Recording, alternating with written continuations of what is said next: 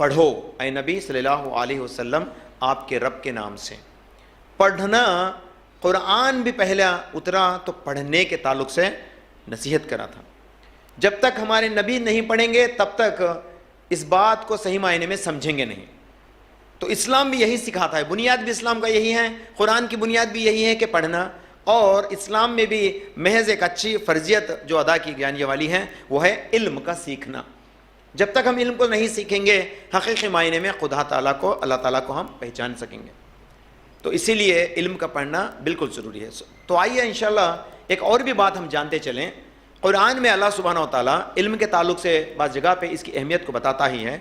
ویسے اللہ کے نبی صلی اللہ علیہ وسلم فرماتے ہیں، سلسلہ احادیث صحیح جلد نمبر 6 کے حدیث نمبر 3856 میں، اللہ تعالیٰ سب سے پہلے جس چیز کو بنایا وہ ہے قلم. وہ ہے قلم، پن. اللہ تعالیٰ اپنے آپ میں وجود میں آیا اور قلم کو بنایا، پھر عرش کو بنایا، پھر لوح محفوظ کو بنایا اور حکم کرا قلم کو، اے قلم تو لکھتی جا. اور قلم نے لکھنا شروع کیا. شروعات سے لے کر آخری شخص جو جنت میں جاتا ہے اور آخری شخص جو جہنم میں ٹھہر جاتا ہے، وہاں تک پورے کے پورے مرحلے کو اللہ سبحانہ و تعالیٰ قلم کو حکم کرتا ہے کہ اے قلم تو لوح محفوظ پہ لکھتے جا. تو لوح محفوظ پہ قلم لکھتی چلی گئی. اور لوح محفوظ کیا ہے؟ اللہ تعالیٰ کی کتاب ہے جس میں پورے کے پورے فیصلے کر چکے ہیں اللہ تعالیٰ. سب سے پہلے جو صحیفے اللہ تعالیٰ نے آدم علیہ السلام کے نسل میں اتاری، اور وہاں سے لے کر آخری کتاب قرآن المجید کو بھی جو اللہ تعالیٰ اسی لوح محفوظ کا ایک حصہ ہی نکالا ہے.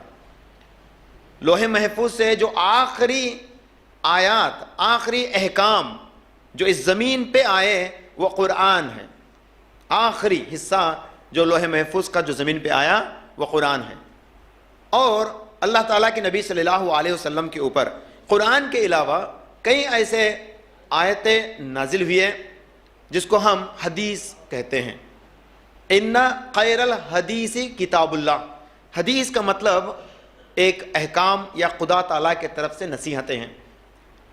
اور حدیث نبی، اور اس میں حدیث کے اور قسم جائیں گے تو ایک الگ ٹاپک ہو جائیں گا، تو میں عموماً ایک دو بات بتانے کی کوشش کروں گا. حدیث میں جو متلو حدیث ہیں جس کو تلاوت کرنا شرط ہے، جس کے تلاوت پہ اللہ تعالیٰ نے ثواب رکھا ہے، اس کو کہتے ہیں حدیث متلو، جس کو ہم قرآن کی شکل میں پڑھتے ہیں.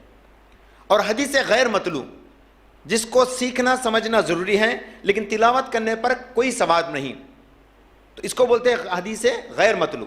سمجھنا اور عمل کرنا ہمارے لیے شرط ہے لیکن تلاوت اس کی شرط نہیں ہے. تو حدیث متلو قرآن کے اندر جو بات ہیں وہ ہے، اور حدیث غیر متلو اللہ کے نبی صلی اللہ علیہ وسلم کی طرف سے جتنے بھی نصیحتیں سیاسی کتابوں میں ہیں دو یا دوسرے قرآن کے علاوہ دوسرے اسلام کے معتبر کتابوں میں رہندو جو درج ہیں وہ حدیث غیر متلو ہیں. تو اس میں بھی اللہ سبحانہ و تعالیٰ کے نبی صلی اللہ علیہ وسلم فرماتے ہیں لوح محفوظ کا ہی حصہ ہیں. اللہ کے نبی صلی اللہ علیہ وسلم سے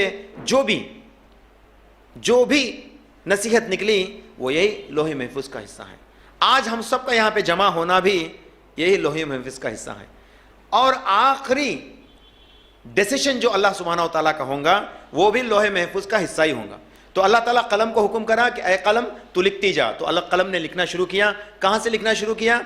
اللہ تعالیٰ نے جن جن چیزوں کو بنانا شروع کیا، آسمان کو، زمین کو، چرند کو، پرند کو، سمندروں کو، اور ہر چیز کو اللہ سبحانہ و تعالیٰ جتنے بھی اس کائنات میں بنا رکھے ہیں ان سب کو اللہ تعالیٰ جو ہے قلم کو حکم دیتا ہے کہ تو لکھتی جا. تو قلم لکھ بیٹھی. جو بھی قیامت تک ہونے والے آثار ہیں، جو بھی سچویشنز ہے، جو بھی ہمارے سامنے جو ہونے والے واقعات ہیں، پورے کے پورے لوح محفوظ کا حصہ ہے اور یہ کتاب ہے. تو دیکھیے اللہ تعالیٰ بھی جو ہے قلم اور کتاب کو بنیادی طور پہ جو ہے اس کو بنایا ہے، پیدا کیا تو قلم اور کتاب. اس سے اور ایک بھی نصیحت ہمیں ملتی ہے کہ قلم اور کتاب کے ذریعے سے ہم اپنے آپ کو ابھار سکتے ہیں. اگرچہ قلم اور کتاب ہمارے زندگی کا حصہ نہیں ہے تو یاد رکھیے ہم اس درجے کو ہرگز نہیں پہنچ سکیں گے. تو اسی لیے اسلام میں تعلیم کی بہت اہمیت ہے. اور ہم نے آج عنوان رکھا تعلیم دونوں جہاں کے لیے، ایک یہ جہاں جس کو میں اور آپ دیکھ رہے ہیں، ایک وہ جہاں جو ہمارے آنکھوں سے اوجھل ہے اور جس کو ہم سب کو پہنچنا ہی ہے، جہاں پہ ہم سب کو پہنچنا ہی ہے، اس سے کوئی بھی اسکیپ ہونے والا نہیں ہے، چاہے وہ خدا میں ماننے والا رہنے دو یا نہ ماننے والا رہنے دو، سب کو اس جگہ پہ جانا ہی ہے۔ تو اس جگہ پہ جانے کے لیے ہم اس جگہ کو اپنے لیے کس طرح سے بنانا چاہتے ہیں، اس کا سیکھنا تعلیم کا ایک حصہ ہے۔ تو اللہ تعالیٰ قرآن کو حکم دیتا، قلم کو حکم دیتا ہے کہ تو لکھتی چلی جا، تو لوح محفوظ پہ لکھتی چلی گئی۔ بل ہوا قرآن مجید فی لوح محفوظ، اللہ تعالیٰ سورۃ البروج میں آیت نمبر 21 اور 22 میں اللہ تعالیٰ فرماتے ہیں یہ سب کے سب لکھ چکے ہیں اللہ سبحانہ و تعالیٰ لوح محفوظ پہ، اور یہ کیا ہے؟ ایک معتبر کتاب ہے۔